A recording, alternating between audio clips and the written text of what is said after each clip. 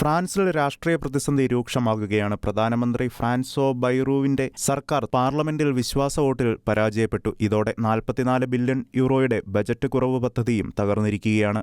ഫ്രാൻസിന്റെ കടബാധ്യത ഇപ്പോൾ 3.3 ട്രില്യൺ യൂറോ ആണ്. അതായത് ആഭ്യന്തര ഉൽപ്പാദനത്തിന്റെ 114%.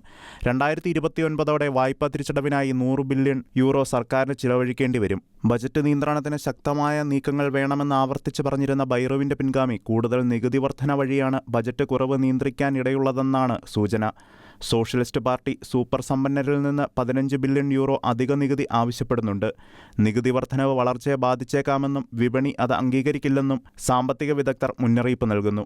യൂറോ മേഖലയിലെ സുരക്ഷിത നിക്ഷേപ കേന്ദ്രമായി കണക്കാക്കിയിരുന്ന ഫ്രാൻസ് ഇപ്പോൾ ഗ്രീസിനെയും സ്പെയിനെയും അപേക്ഷിച്ച് കൂടുതലായി വായ്പ എടുക്കേണ്ട അവസ്ഥയിലാണ്.